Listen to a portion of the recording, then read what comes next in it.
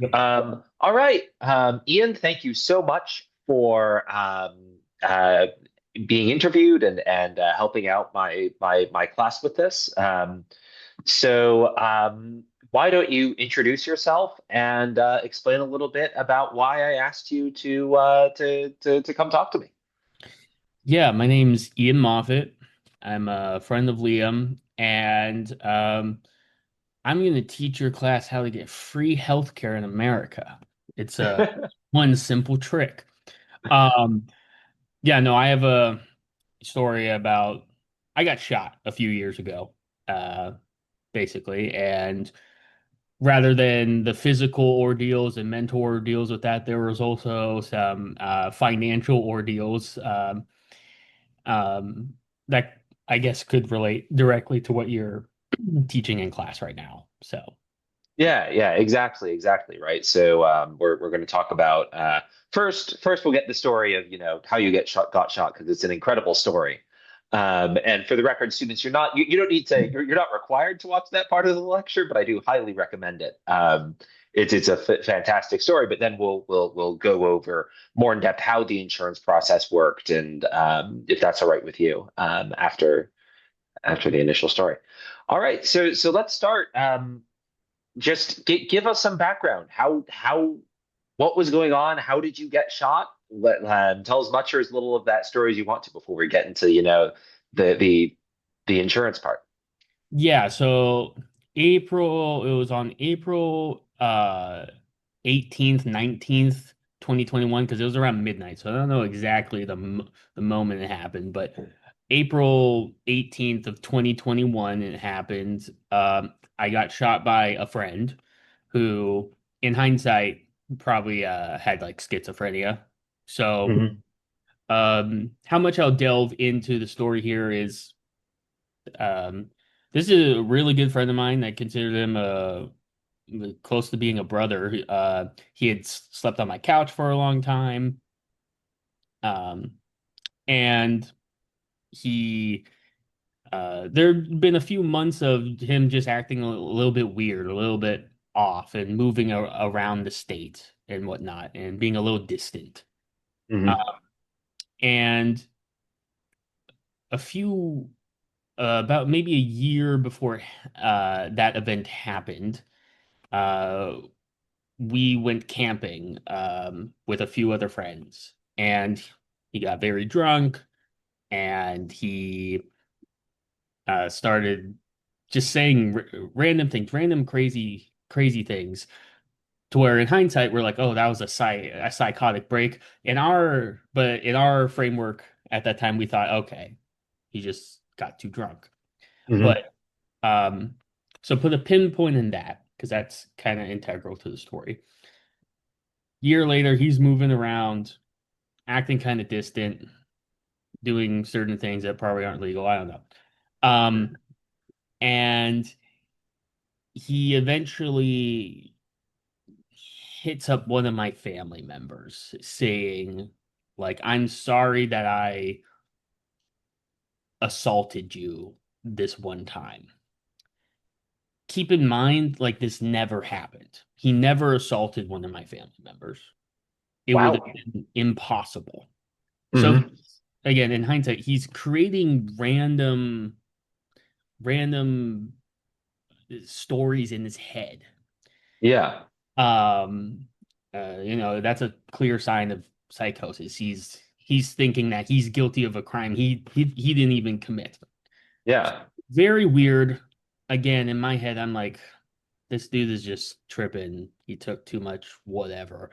Um, Hmm. that's probably about a month before the shooting happened. But just so you can understand the incentives in his framework in his head, he he said, like, when he called me about this event that never happened, he's like, I can understand why you then assaulted me that night when we went camping, which also never happened. Which also didn't happen. He Wow. got super drunk and we made sure he wasn't vomiting on himself and we made s'mores. That was about it. Uh, But in his head, we had done some crazy things to him. Never happened. And he's saying like, "Oh, that is in revenge for what I did that he actually didn't do." So So, crazy, very manic.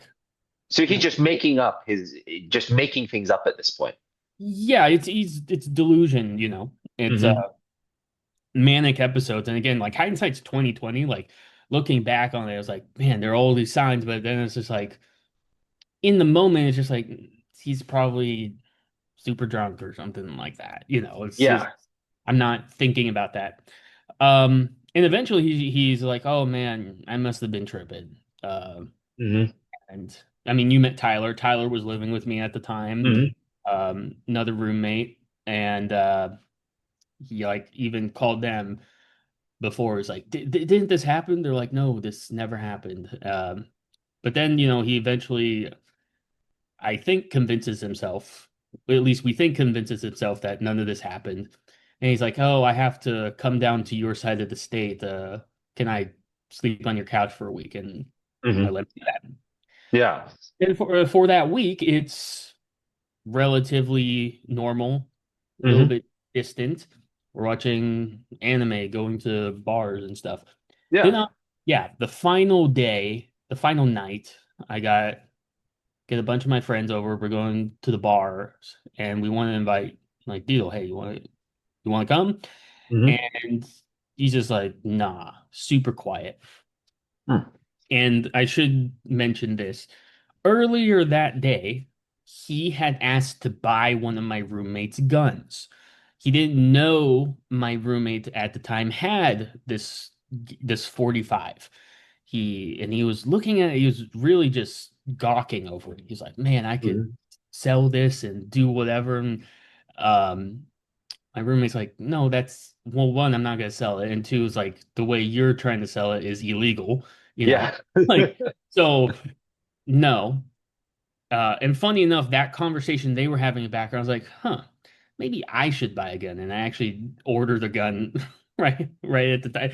Just it's super easy to get a gun in America. So there you go. You can order them online. Well, yeah, it doesn't get shipped to you, but you order it and then you go to a FPL or you go to a licensed person to do Hmm. background check. So it's like, yeah. Okay, okay. So it's like you let the person know, like, hey, heads up, I want to buy this gun, get it for me, and then I'll pass the background check and things like that. Yeah, in person when you pick it up and you go Okay. through the process. So when I bought that gun, after I got shot, I came in crutches. I came, came in crutches. They're like, "What happened?" Like, "Oh, I got shot." "Oh, thanks for the gun, by the way." It was crazy. It- Oh my Lord. yeah. So yeah, that happened. But yeah, where was I? Yeah, so he was acting super weird tonight. But now you guys know he knows there's a gun in the house. He knows there's a Hmm. hand in the house. So we go all out to party, come back. I remember this vividly. We're looking on the apartment hallway. Tyler forgets his key and he's just like making noises at the door, like knocking and then just like, "Deal, hey, buddy, Hmm. you know, open up." He's like, "Ian, come. I forgot my key." I'm still talking to my other friends back here. And I rush Yeah. over and then I open the door. And the second I open the door, bam, I get shot. And that's just it. So I just go black.